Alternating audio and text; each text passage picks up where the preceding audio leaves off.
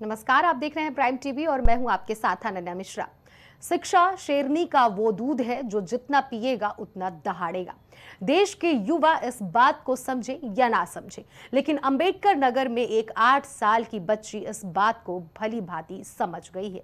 हाल ही में इंटरनेट पर एक ऐसा वीडियो वायरल हो रहा है जिसने पूरे देश में सनसनी फैला दी है। देखिए इस रिपोर्ट को। एक तरफ खून पसीने की मेहनत से बना आशियाना लोगों की आंख के सामने ही तबाह हो रहा था, तो वहीं दूसरी तरफ जिंदगी की इस हकीकत से अनजान बच्ची अपनी किताब को बचाने के लिए आग के बीच जान पर खेलकर भाग रही थी। वीडियो में आप साफ देख सकते हैं कि 8 साल की ये मासूम बच्ची किस तरह अपने स्कूल बैग को सीने से लगाकर भाग रही है। उसे इस बात की परवाह नहीं कि नौकरशाह उसके घर के साथ क्या कर रहे हैं। प्रशासन का पीला पंजा किस तरह उसकी बसी बसाई दुनिया को तबाह करने वाला है। कल को उसके सर पर छत होगी या नहीं, उस बच्ची के दिमाग में अगर कुछ था तो बस ये कि उसे किसी तरह अपनी किताबों और कॉपियों और कलम को बचाना है, अपने कल को सुरक्षित करना है और अपने सपनों को जिंदा रखना है। ये बच्ची यही है जो बच्ची बस्ता और किताब लेने के लिए दौड़ी थी जलती हुई आग में। बेटा क्या कहना, कैसे आपको आग लगी और आप दौड़ी? क्या आपको आग का डर नहीं लगा? नहीं डर लगा। तो आप अपना क्या लेने आग में जो है दौड़ रही थी आग के पास? कापी कलम। कापी कलम। पढ़ाई से आपको बहुत प्रेम है क्या? अच्छा, क्या कहना चाहेंगी? पढ़ेंगे। पूरा मामला अंबेडकर नगर जिले के जलालपुर में ग्राम सभा अरई के अजय के पूर्वा गांव का है, जहां नौकरशाहों की टीम बस्ती पर बुलडोजर कार्रवाई करने पहुंची थी। लेकिन उस कार्रवाई के दौरान गांव में किसी झोपड़ी में आग लग गई और इसी बीच बच्ची का यह वीडियो झोपड़ी में लगी आग से भी तेज फैल गया। मामले ने और ज्यादा तूल तब पकड़ लिया जब सपा अध्यक्ष अखिलेश यादव ने इस मामले पर ट्वीट कर दिया।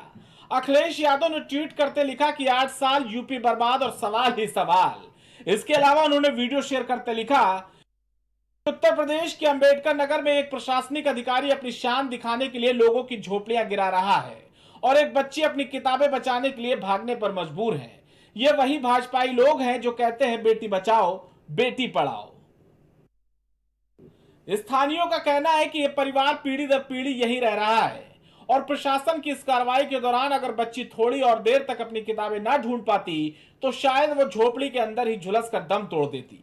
मैं प्रशासन के लोगों को ये बताना चाहता हूँ कि ये लोकतंत्र है, सबको ये कहने का हक है, अधिकार है, ठीक है। बगैर कानूनी कार्रवाई किए हुए एक सिस्टम होता है, नोटिस दी जाती है, बताया जाता है, ऐसे एकाएक किसी का घर ढाया नहीं जा सकता है।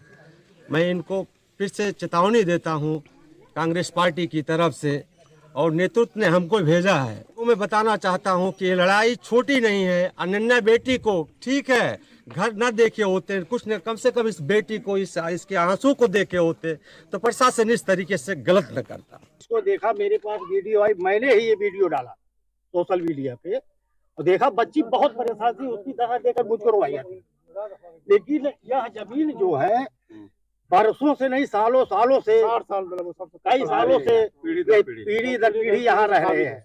राम मिलन थे, राम कुमार थे, उनके लड़के मनोज कुमार यादव हैं। तो एक किसी के दबाव में लेखपाल साहब, तहसीलदार साहब ये काम किए हैं। इसके पहले भी लेखपाल से आए थे, कभी इधर नाप देते थे, कभी इधर नाप देते थे। अगर नापना ही था, जमीन को निकालना ही था तो सरहद से नाप के जमीन निकाल देते, आपका जो निकलता आप ले लेते।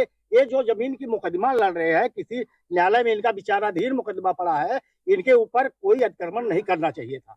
और पहले हमारे बाबा दादा ऐसा रहते थे कि कोई गरीब आदमी है उसको जमीन देकर बसा दिया जाता था। अब ये शासन, सत्ता, प्रशासन जो है गरीब को उजाड़ रही है। तो आइए हम जानते हैं जिला पंचायत सदस्य क्या है पूरा मामला। सर, क्या मामला है पूरा? क्या नाम है आपका? मेरा नाम धर्मेंद्र यादव है जी। और ये आज ग्राम सभा अरई का अजयपुर एक पुरवा है जी जी। और यहाँ जो है राम मिलन यादव जी का मकान है। इनकी उम्र 72 साल समथिंग है। जी जी। और इनके पिताजी मतलब ये 3 पीढ़ियों से, पीढ़ी दर पीढ़ी ये लोग यहीं पे अपना झुग्गी झोपड़ी या आशियाना बना करके गरीबी और कमजोरी लाचारी में अपना जीवन बिताते हुए चले आ रहे हैं। इनकी पोती थी और जिस समय प्रशासन द्वारा कार्रवाई किया गया उस समय इसी में किताब, कॉपी और खाने का सामग्री और कुछ जो भी इनकी रोजी रोटी और पशुपालन कर करके जीवन यापन करते हैं, दूध वगैरह बेच करके, उसमें जितने सिर्फ इनकी कीमती सामान उसमें था, उस झुग्गी झोपड़ी में, यही इनका मेन आशियाना था। इसी में इनका जीवन व्यतीत करता था, पूरा परिवार रहता था। और आप एक सोशल मीडिया पे देखे होंगे कि वो बच्ची उसी झोपड़ी में पड़ती थी या वहीं सोती थी, और जब ये उसमें गिराने के बाद आग लगा दी और जब जलने लगा तो चिल्लाने लगी। चिल्ला करके बच्ची जो है अपनी किताब कापी बचाने के लिए दौड़ी है, और जिस समय दौड़ी है, ये समझ लीजिए देखते हुए, उस वीडियो को देखते हुए इतना दर्द हो रहा है, इतना तकलीफ हो रहा है। क्या कुछ नजारा था जब बच्ची जो है दौड़ रही थी अब आप किताब कापी समझिए, के अगर लिए? कुछ सेकंड बच्ची और उसमें ना किताब कापी ढूंढ पाई होती तो शायद वो झुलस करके वो बच्ची वहीं जान उसका दम टूट जाता। इस तरह का नजारा इस समय था। देखने ये पर बच्ची कितने वर्ष की है, ये कितना बच्ची- ये पढ़ाई के लिए उत्साहित है? 6 वर्ष की है, इसकी उम्र 6 वर्ष है। ये बेटा हो, 6 वर्ष इसकी उम्र है। ये कक्षा 1 में पढ़ने वाली बिटिया है, और ये पढ़ने के लिए बहुत उत्साहित है। पढ़ेंगी आप इस पर क्या कहना चाहेंगे? साहब, जानवर भी मर रहे हैं, जानवर भी मर रहे हैं इसी घाम में। और जानवर भी मर रहे हैं। तुम आ जाओ, किसी दे दो। क्या कहना चाहेंगे आप? मिले चाहिए हमें ही। ये आपका है? मुकेश, दो। आपका क्या नाम है आपका? राम मिले दूसरे को दो। राम मिलन। कितने साल से यहाँ रहते थे आप? 100 बरस से। तो क्या ये जमीन का कागजात आपके पास नहीं था, आपके नाम दर्ज नहीं थी? नहीं, तो कै साल से आप यहाँ रह रहे हैं?